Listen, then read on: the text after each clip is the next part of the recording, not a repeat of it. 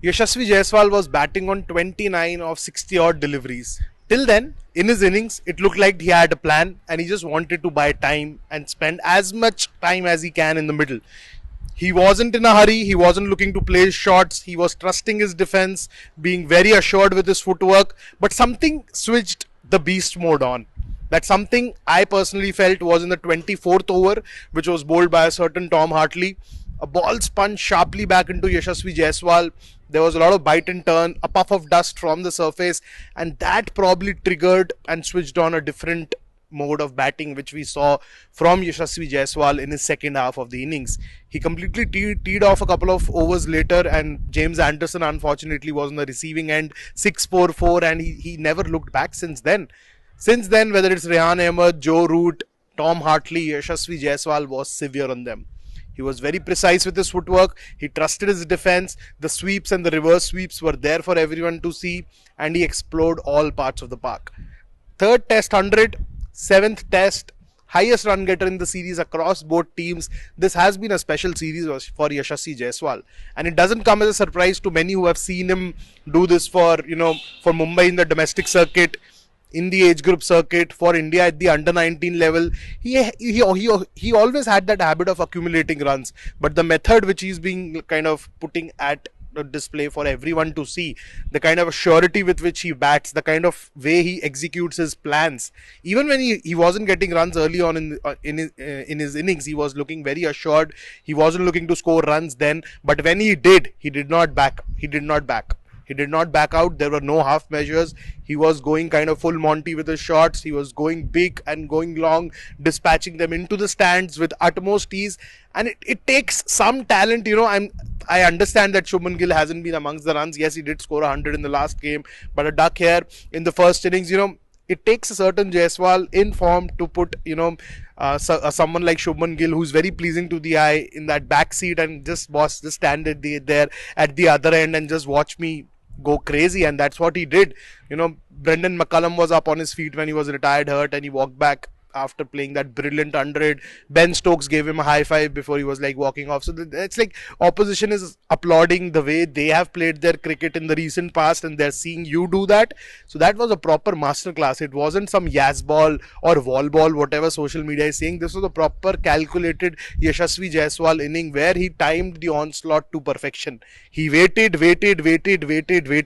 and the moment he realized that the pitch is starting to behave differently, he knew that if he'll kind of continue to defend, there'll be that one ball which will do something differently, and it could find the edge of his bat, just sneak through his defense. So he switched to attack mode. He troubled the line. He didn't allow Rehan Ahmed and Tom Hartley to kind of stick to bowling at one spot, and that is where runs were scored in plenty for the Indian cricket team. Shubman Gill, after playing the spectator role, eased into the free-flowing method and played a beautiful six dancing down the track, brought up his half century, and kind of did ease the chatter on social media, which has been like going crazy over his run in the recent past. Even after his 100, when he got out for a duck in the first innings, there were calls that he should be dropped from the side, Devdutt Padikkal should be brought into the side. But Shubman Gill is class. He just needs confidence. He just needs some consistency with the bat, and he'll hope to make it big for India tomorrow, because this has been India's day.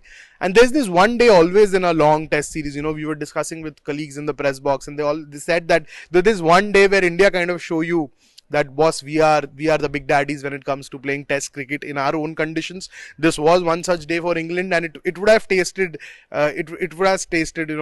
I wouldn't say tasted, it would have kind of hurt them, because they were dominating until yesterday.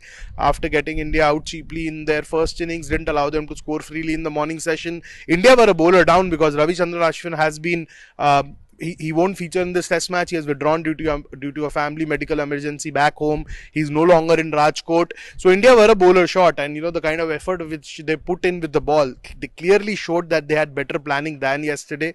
Kuldeep was much tighter. Bumrah was relentless. Mohammad Siraj bowled a long spell, picked up 4 wickets. He spoke at the end of day's play that how he executed his Yorker plan and stuck to a stump to stump line, because it was important to stick to the stumps, because nothing was happening on the surface. By his reading, he says it's a completely flat surface, slow surface. It's still not a turner or a deteriorating turner yet, but the odd ball is turning, and that is what I feel was the changing point in India's innings, and that is where Yashasvi tried to kind of step on the accelerator when that Tom Hartley delivery spun back sharply into him. He was looking to play a cut shot, found the edge, the ball kind of hit the pad after that. But I think that was the moment where Jaiswal thought, ki boss, before it starts doing different things, let me do different things, and that is what he did. Still unbeaten.